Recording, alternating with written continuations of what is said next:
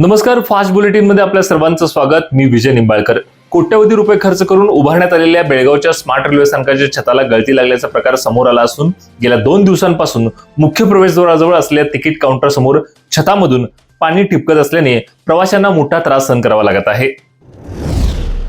बेळगाव शहर आणि परिसरात झालेल्या जोरदार पावसाने आणि सोसाट्याच्या वाऱ्यामुळे अनेक ठिकाणी वीज पुरवठा खंडित झालाय. या संदर्भात वीज पुरवठा करणाऱ्या हेस्कॉम कंपनीकडे 250हून जास्त तक्रारी दाखल झाल्यात. अतिवृष्टी, पूर आणि वादळी पावसामुळे पूर्णपणे उद्ध्वस्त झालेल्या घरच्या मालकांना आता राज्य सरकारकडून 4,70,000 रुपयाची आर्थिक मदत मिळणार असून यासाठी राज्य सरकारने अनुदानात मोठी वाढ केली आहे.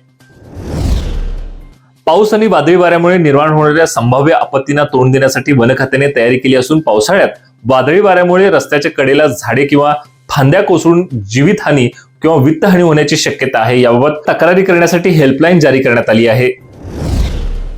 सिंगल यूज प्लास्टिकच्या विरोधात महापालिकेने केलेल्या 4 वर्षाच्या कारवाईत 15,000 किलो प्लास्टिक जप्त करण्यात आलं असून या कारवाईत अंदाजे 120 ठिकाणी कारवाई करण्यात आली असून आणि 9 लाखापेक्षा जास्त दंड वसूल करण्यात आला आहे. बेळगाव कित्तूर धारवाड नव्या रेल्वे मार्गासाठी संपादित केलेल्या शेत जमिनींना योग्य मोबदला मिळावा यासाठी उद्या जिल्हाधिकारी कार्यालयावर शेतकऱ्यांचा मोर्चा निघणार आहे. बेळगाव बेंगळूर वंदे भारत ट्रेनला प्रवाशांचा अधिक प्रतिसाद मिळतोय. गेल्या 10 महिन्यात 2 लाखाहून जास्त प्रवाशांनी बेळगाव ते बेंगळूर असा वंदे भारत प्रवास केलाय.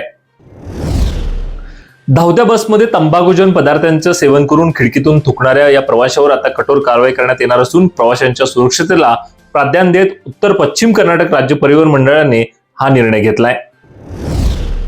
पश्चिम महाराष्ट्रातील घाटमाता परिसरात गेल्या काही दिवसांपासून सुरू असलेल्या मुसळधार पावसामुळे नद्यांना पूर आला असून प्रसिद्ध तीर्थक्षेत्र नरसोबाची वाडी येथील श्री दत्तात्रय मंदिर पाण्याखाली गेलं असून कृष्णा आणि पंचगंगेच्या संगमावर असलेल्या श्री दत्तात्रय मंदिराभोवती पुराचं पाणी वेगाने वाढल्याने संपूर्ण मंदिर परिसर जलमय झालाय आणि मंदिराचा गाभारा आणि परिसर पाण्याखाली गेला असून खबरदारीचा उपाय म्हणून मंदिर भाविकांसाठी मंदिरात प्रवेश पूर्णपणे बंद करण्यात आलाय.